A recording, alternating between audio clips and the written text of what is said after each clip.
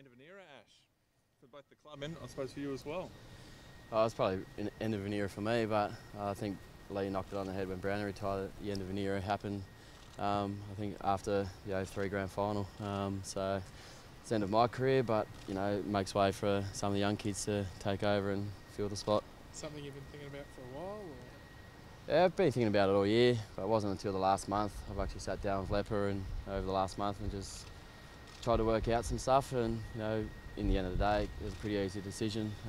The group's moving forward, and I was just finding it a bit tough to back up week to week. And as you've seen on Saturday, I was actually sitting down with the wife, watching the game, and I pretty much looked there and said, I think that's it for me. Just the way the boys played, and the young crop coming through are really good, and it's going to be an uphill battle for me to push them out the way and get another spot.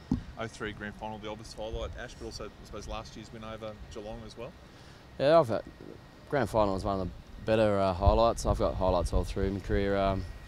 I'd put up probably the prelim final against Sydney down there before the grand final. It was probably one of the great wins that I've been a part of, along with the 200th, and also I think 2009 when we came back and beat Carlton here in the first final. They were really standing in my mind the most.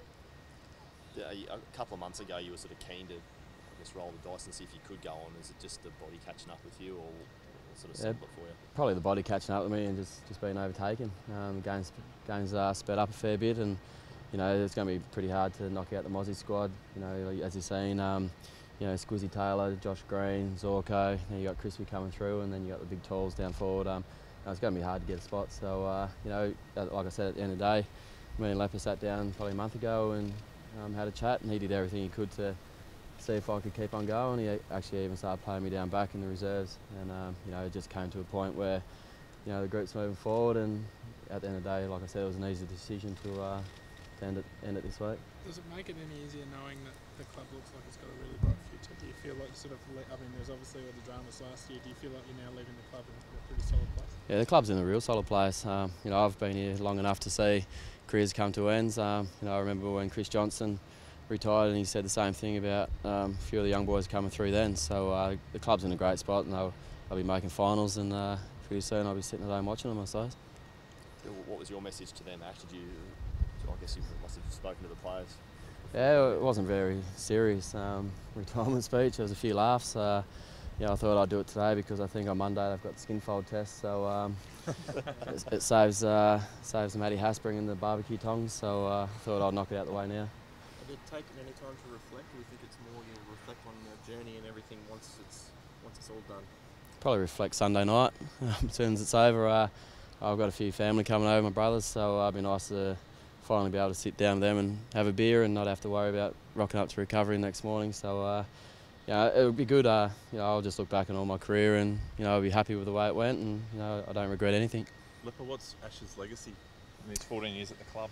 Well, he's got a handful of things, hasn't he? I mean, 14 years at a club, you leave a legacy. He's the last of our premiership players, so it is a sad day for the club in a lot of ways. But he's a premiership player. He's obviously got a lot of individual moments that stand out as well. We talk about Ash's 200th game, and we're hoping his last game provides the same result. Maybe we can get the same thing happening with Ash and the ball in his hands at the end of the game to win the game for us. But too many highlights to think of one, but he's been a terrific servant. The most important thing now is Ash's 14 years at the club. That's amazing.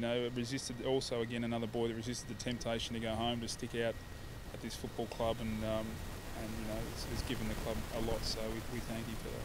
Does he have an attribute or something about him that stands out to you? Is this on the field or is this on the Both. He got plenty off the field. No, Ash's ability, change of direction, goal sense, natural football ability. She's one of the best I played with in that area. Even our practice match before he hurt his calf, he kicked 4 goals in the practice game. Just through sheer brilliance, really, and off a limited preparation. So Ash can always turn a game, and we've seen that. It's great. I think it's a great compliment for anyone that can go down and win a game for your team, and Ash had the ability to do that. How's he helped you, I guess, a new coach into coaching, really having a veteran like that as part of the group? Has it been a help for you? Oh, no doubt, because we don't have a lot. So Ash's stability's been terrific, been great for me and great for the group, and passing on knowledge and things like that. So he'll be sorely missed in that area. You're already very young team, Leppa, and now you've lost Brownie and Ash and Brett Maloney. You're going to be very, very young, aren't you? Yes, we're going to be very, very young next year. Unfortunately, that's what happens when you have retirements. The list tends to get younger unless you bring the same age difference back in. So, but that's the evolution of where our club's at, and I think our fans and supporters understand that, and it's an exciting future. What about just looking ahead to Sunday? And how has it been hard at all, given such a fantastic week on the weekend? Has it been hard at all keeping a lid on it going into this one? Oh, look, I must say we're pretty realistic as coaches and players that they were a pretty depleted team and what we're coming up against. We run up against a team this week that just beat Hawthorn, which is most considered as the best team in the competition. So, and the last time we played them, I can't remember how many points it was because I stopped counting after three-quarter time. So we have a lot to prove against Fremantle here this Sunday. So I don't think we can, for a second, look back at last week. Is this an added incentive, like a do it for Ash type thing that you can? Definitely. Yeah. Yeah, do it for Ash, no doubt. I'll find any reason to win. If it's do it for Ash, it's fantastic. But I think the best thing we can do for Ash is to send him off is with a win.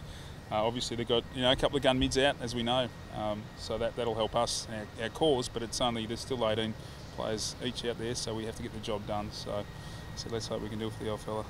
It'll be, you think, an emotional night for a lot of the players in their last game with a long-time teammate friend. Yeah, no, it will, but you can't be emotional in those 2 hours, can you? That can wait for after the game.